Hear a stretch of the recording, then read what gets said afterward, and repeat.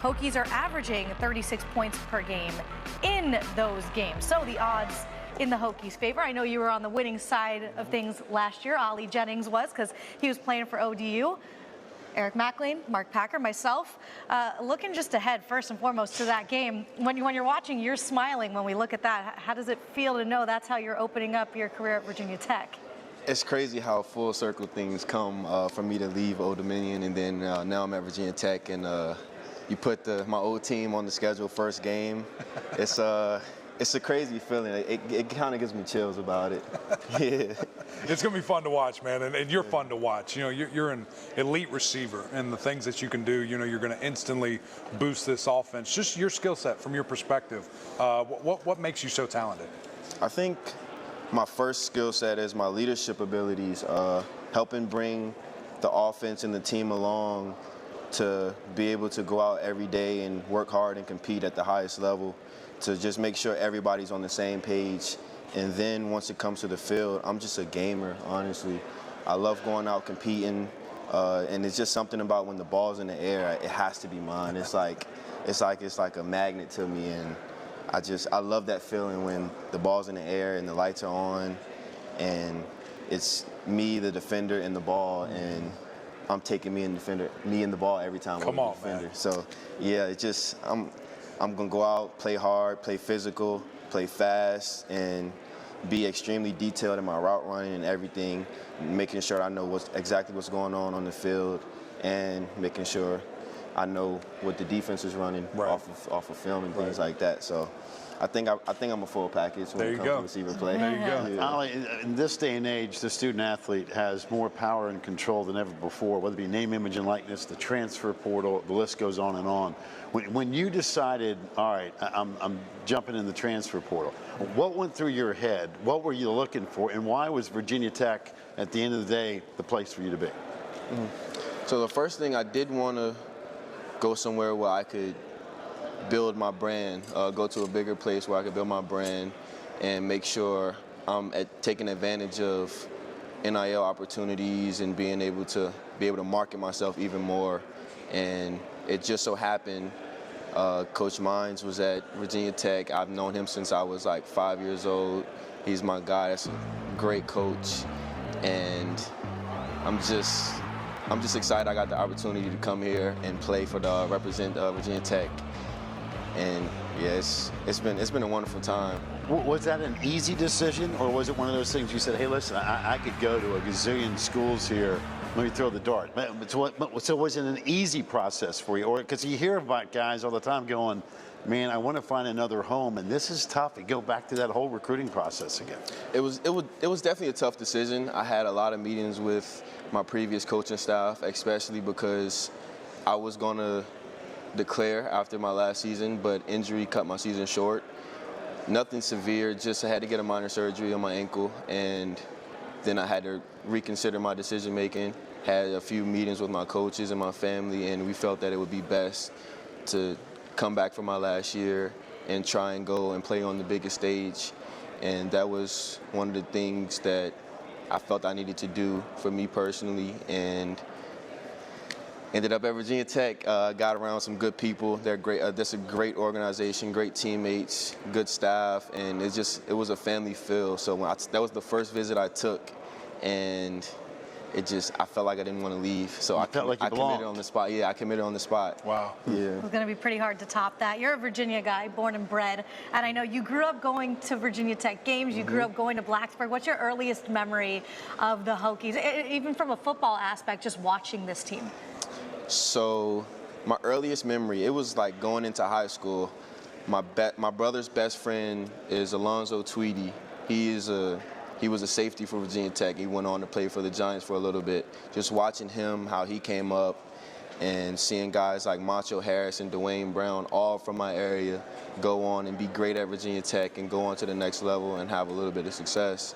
So it was just something like, that was like my first memory of like knowing about Virginia Tech and going to the games in the wintertime, freezing cold. I was like 10 years old, but everybody was high energy.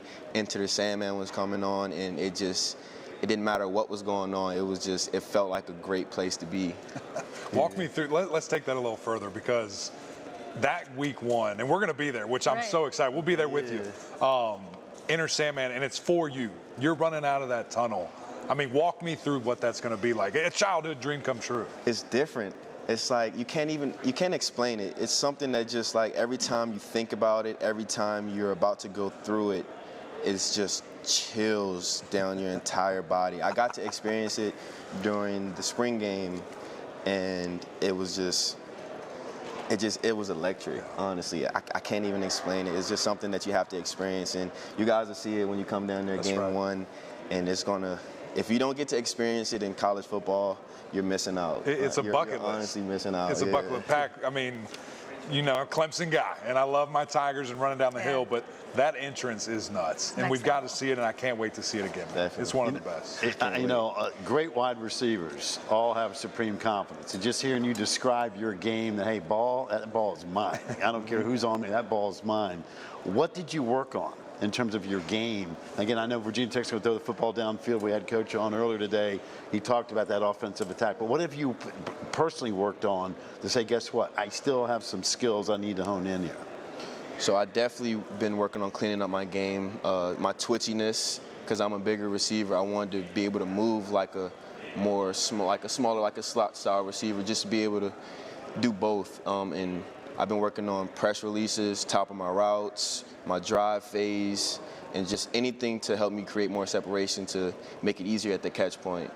Because I feel like I've done a good job at the catch point, even when a guy's draped all over me, but just making it easier for my quarterback to have a better window to throw the ball to, and making it easier on me so I don't have to have anybody pulling me or trying to tackle me while I'm catching the ball, just to make it easier on everyone.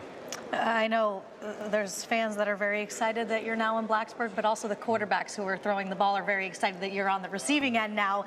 Grant Wells, the incumbent, they bring in Kyron Drones. Pop Watson, a young guy, he had a great spring. Walk us through what's going on at the quarterback position, because there is some competition heading into the fall at this point. Definitely. Those guys, they're workers, honestly, and I was glad to be able to meet all of them and train with all of them during the summer and practice with all of them during the spring. And they're some great guys. I know it's Grant, who has a lot of experience, Kyron, who has a lot of potential.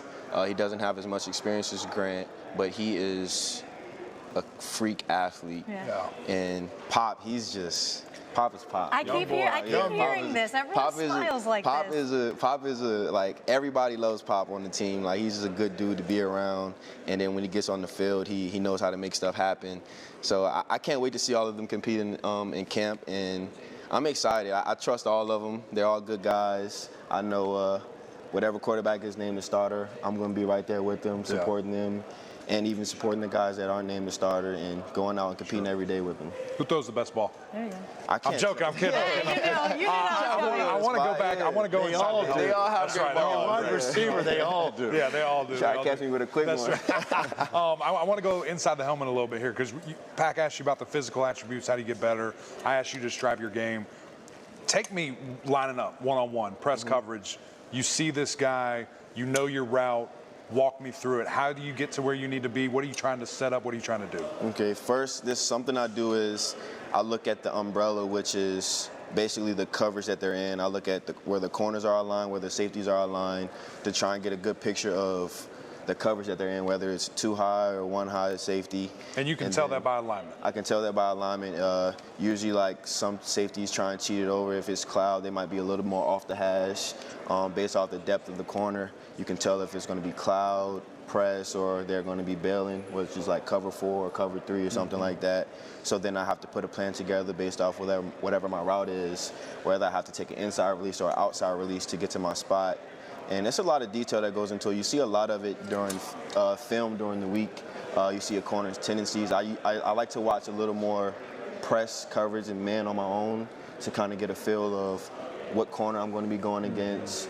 Usually the top corners put on me, and I like to watch their tendencies and how they press and things they do. If they're more squatters in front of me, they don't move as much, or they're more skaters, when I can kind of figure out how much I need to move them, or if they back off a little bit, things like that. But it's a lot that goes into it. It's like a very detailed spot. How about like at the top of your route? Like when you're making your cut, your decision, based on the route tree. How much of that is influenced by how they defend you?